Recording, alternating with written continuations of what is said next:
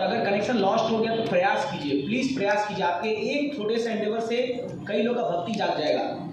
तो ये बहुत अच्छा, एक सॉन्ग से मुझे बहुत इंस्पिरेशन आ रहा है, इसलिए मैं भी आज भुवनेश्वर जा रहा हूँ। तो मैं एक ड्यूटी को बुलाया हूँ, जो 10 साल पहले वो सिग्नेचर थे। मैं भी मैसेज किया उनको, उनका मैसेज अप्रोच में हूँ, आप आइए। तो इट फील्स वेरी नाइस कि जो पुराने लोग इतना मेहनत किए थे वो सब हम दोबारा जोड़ सकते हैं उनको थोड़ा सा एंडेवर से। Please it's our request. Now will call a very special devotee who has done great contribution in voice, and even when he left voice, still continuing making ready-made devotees, ready-made inmates बना के दे रहे voices को। You know who is that? Yogeshwar Nimai Prabhu, Hari Bol. So he is one devotee who has done outstanding services, and Radheshyam Prabhu is personally very pleased with it. He conducts program, लेकिन मैं तो राउरकेला से ही हूँ, तो 1,000 लोग को बुलाते हैं प्रोग्राम में, और इतने पेरेंट्स, इतने स्टूडेंट्स कनेक्ट किया उन्होंने, माइंड ब्लोइंग है। हमारे ड्यूटी सर्कल में नहीं, इवन आप राउरकेला जाइए और आप बोले कोई अच्छा इंस्टीट्यूट, पहला नाम आता है परीक्षित इंस्टीट्यूट पूरा। क्योंकि जब हम लोग पढ़ते थे उस समय में, तो वहाँ पर ये एलन वेलन ये सब जो थे, इन्होंने सबको पूरा आइए बैठी इन्होंने सबको पिछाड़ दिया पूरा एकदम। इनका नाम नंबर चला गया पूरा राउरकेला में, द बेस्ट इंस्टीट्यूट इन राउरकेला। और मैं लिटरली, हम लोग भी जाते हैं कभी क्लास देने के लिए। So he has made a full temple hall like this much size. ये जितना बड़ा आप देख रहे हैं ना, इनके इसमें टेम्पल हॉल है, and there is a full fledge morning programme there. You know, camp में दिन रात people are doing little Ekadashi there, students 11-12 student. तो separate kitchen is there, so like something outstanding, specially empowered you know by Guru Maharaj and all the devotees, especially Jugarshku and all. And let us hear from him. He may need more time, but still, Prabhu, please share your experiences. Hari Bol. Please have a seat.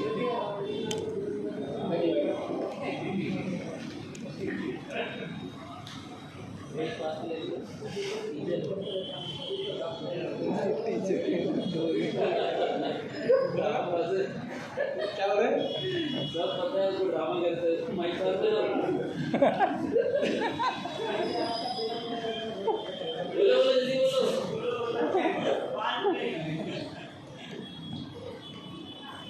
Actually NIT first year में मैं voice से नहीं जुड़ा था। मेरा धीरू भाई Ambani hall था, room number 18, और मेरे को एडमिशन से पहले ही बता दिया गया था कि सीनियर बहुत रैगिंग करेंगे। तो वो डर था मेरे अंदर कि सीनियर से जितना हो सके दूर रहना है। प्लस क्योंकि मैं ड्रॉप आउट था, तो मेरे इक्वल्स ही 1 साल पहले NIT जा चुके थे, इसलिए मुझे ये हमेशा फीलिंग रहता था कि जो मेरे दोस्त हैं वही अब मेरा रैगिंग करेंगे, क्योंकि वो सेकेंड ईयर में है। और क्योंकि वो लोग मुझे पर्सनली जानते भी हैं, मैंने बहुत परेशान किया था जब वो लोग 12 में थे, तो शायद बदला ना ले, तो मैं हमेशा अवॉइड करता था। तो ऐसे में एक बार ऐसे ही रूम नंबर 18 के सामने किसी एक पर्सन को देखा मैं कि वो दरवाज़ा नॉक कर रहे हैं, रूम नंबर A2 A3 का। और मेरे बगल वाले रूम से पूछा कि ये कौन है, तो बोले सीनियर है। मैं तुरंत दरवाज़ा लॉक करके भाग गया, और वो सीनियर का चेहरा मेरे आंखों में रजिस्टर हो गया था। तो कंसिस्टेंटली मैं उन्हें ऑब्जर्व कर रहा था कि शाम के 5:30 बजे आ जाते हैं नॉक करने के लिए। तो मैं कभी रूम में नहीं रहता था, वो देवेश प्रभु थे। काफ़ी डर लगता था मेरे को।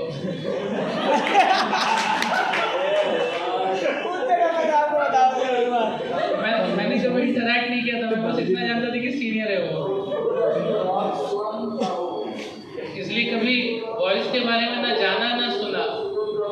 शाम को शायद रजिस्टर करने कभी आए भी होंगे, बट दैट वाज पर्पसफुल कि मैं हमेशा शाम को रूम से गायब रहता था, क्योंकि मुझे मालूम था कि कोई सीनियर आते हैं रैगिंग करने के लिए।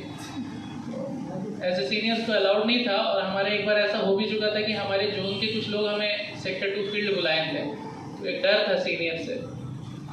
ऐसे में फर्स्ट फ्लोर में गोपाल प्रभु रहते थे।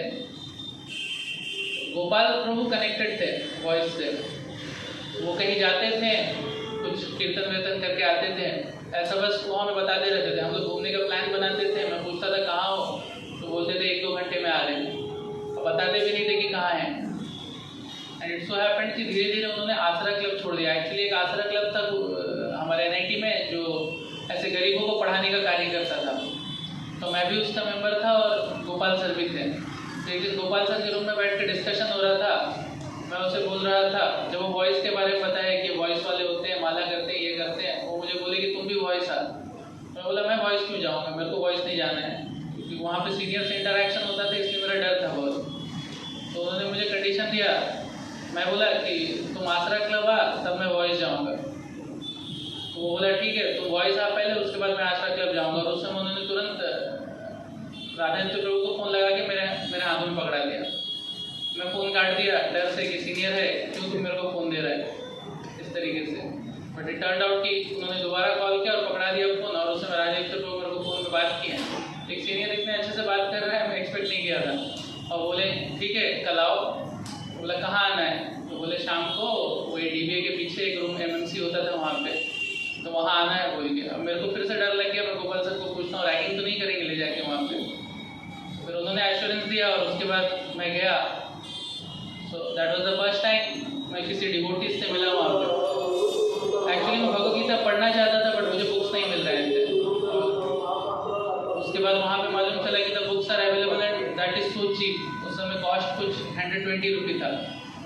तो the first week I purchase the book, और उसके बाद कंटिन्यूसली MMC में जाना लगा रहता था। ऐसा हुआ कि मैं तो आ गया वॉइस क्लब, लेकिन वो आसरा नहीं आए, और इवेंचुअली ये भी हुआ कि मैं भी आसरा छोड़ दिया। फिर मैं वॉइस क्लब में एक मेंबर बन के रह गया, और सबसे पहला कैंप जो हमें लेके आए पुरी में लेके आए। तो उससे पहले जो कैंप हुआ था वो मैं अटेंड नहीं किया था, because I was not a member in first semester. तो सेकेंड सेमेस्टर में कनेक्टेड था, तो पूरी लेके आए थे। एंड मैं मटेरियल कैलकुलेशन कर रहा था वापस जाने के बाद कि 700 रुपये का कैंप है, इसमें तो 500 रुपये का टिकट ही है, तो क्या कर रहे हैं और कैसे मतलब ऐसा मैनेज कर रहे हैं इस तरीके से। यहाँ पे मुकुंद लीला प्रभु ने क्लास दिया था, पहला क्लास। वो वहाँ कोई एक आश्रम है, उस आश्रम में एक्चुअली क्लास जिस जगह पे हुआ था वो पीछे सी बीच था, और वो समुद्र का जो पूरा व्यू आ रहा था, और वहाँ पे क्लास दिया था। और प्रभु जी ने वो कैंप में सबसे पहले शेयर किया था वो माउस का स्टोरी।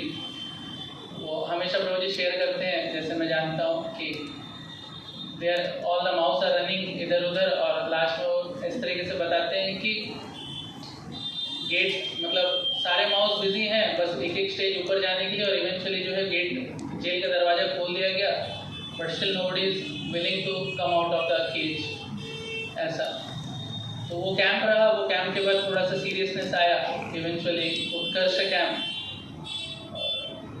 मैं वॉइस ऐसे मेरे को पता नहीं था कि उत्कर्ष कैंप के बाद वॉइस शिफ्ट होना है। मेरे को लगा था कि जीवन ऐसे ही चलेगा, बट उत्कर्ष कैंप के बाद बोले कि वॉइस में रहना है। मैं बोला कि दूर से ठीक था, बट इतना ज़्यादा सीरियसली करना मैं इंक्लाइंड नहीं हूँ। मैं जितना हो सके अवॉइड कर रहा था।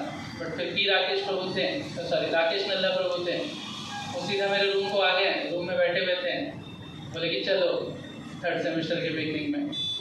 तो मैं बोला कहाँ चलो, बट क्योंकि सीनियर से और इतना रिस्पेक्टफुली बात कर रहे हैं इसलिए मना करने भी नहीं हुआ। मैं तो पूरा डिटरमाइंड था कि मैं मुँह पे बोल दूँगा कि नहीं जाऊँगा। फिर इतना वो प्रभु जी भी इतना मतलब वो कभी ऊँचे आवाज़ में बात ही नहीं किया, मैं कैसे कर लूँ उनसे ऊँचे आवाज़ में बात।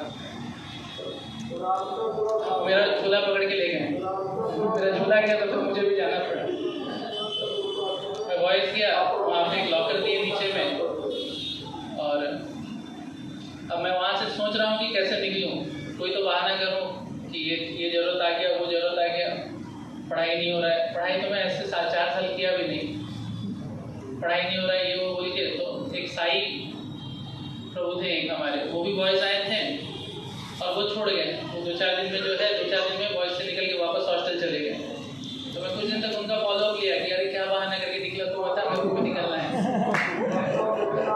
वो पता नहीं रहा था, वो बोल रहे थे कि मेरे पेरेंट्स आ गए थे, ये रूम में बैठ गए थे, मेरे को बुलाए, मेरे को डांटे। मेरे को पता चल रहा है कि सब कुछ एग्जैजरेटेड है। मुझे लगा कि मेरे केस में तो काम नहीं करेगा। तो मैं सेमेस्टर में बस ये प्लान बना रहा था थर्ड सेमेस्टर की कब निकलूँ और कैसे निकलूँ। थर्ड सेमेस्टर ख़त्म हो गया, और उसके बाद फाइनल एग्जाम के बाद फिर दिसंबर के समय घर जाने का वक्त आता है। तो उस समय मुझे बोल रहे थे कि 2-3 दिन और रुक जाओ फिर चले जाना, बट मैं एडमेंट था कि नहीं मेरे को आज ही जाना है इस तरीके से। तो मैं गया फिर घर, और घर जाने के बाद फिर 16 माला छूट गया। वॉइस में आराम से हो जा रहा था, अभी घर गया हूँ, घर में पूरा छूटा हुआ है। तो उस समय जो है ये समझ में आ गया कि होने वाला नहीं है। तो इतना था कि माला करना है मूवी के, लेकिन मेरे को लगा था कि हाँ ठीक है, दूर रह के भी हो जाएगा। कौन सुबह 4 बजे उठेगा, और इतना तपस्या इच्छा नहीं था। और 3rd सेमेस्टर के बाद जब 1 महीना घर में रहा तो रियलाइजेशन आ गया था कि और नहीं जाना है अब। तो फिर 4th सेमेस्टर में जब मैं गया उसके बाद से और कभी ये नहीं था कि कैसे करके बाहर निकलूँ। तो बस वैसे ही 4 साल बिताया, फिर और 1 साल, और उसके बाद फिर कोचिंग अभी तक चल रहा है। Your inspiration in Bhakti, what inspires you to do so much? पता नहीं। Not only Burla, even Avtila, both the centers. GCS 7 devotees. GCS 7 devotees. ये अभी सिर्फ कोचिंग में पढ़ाता हूँ। What inspires you to do so much? What is your dream plan and all? Tell the devotees to bless. What do you want to do future? ऐसा बस मैं देखता हूँ कि श्रील प्रभुपाद को कुछ नहीं था और उन्होंने इतना किया है। मुझे लगता है कि बस थोड़ा सा मैं भी कुछ कर जाऊँ जितना मेरे से बन पाएगा। वो कैपेसिटी में अभी भी जो हो पा रहा है कर देना। ऐसा कुछ नहीं है कि कुछ प्लान्स है, जैसे जैसे मैनिफेस्ट हो जा रहा है बस।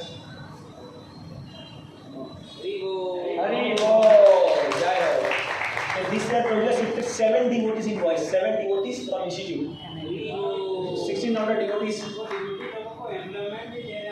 हाँ यार, there are many devotees who are getting employed by him. तो जिनको ज्वाइन करना है उनके लिए गेटवे बना रहे हैं, नए लोगों को ज्वाइनिंग के लिए आगे वॉइस में घुसा रहे हैं।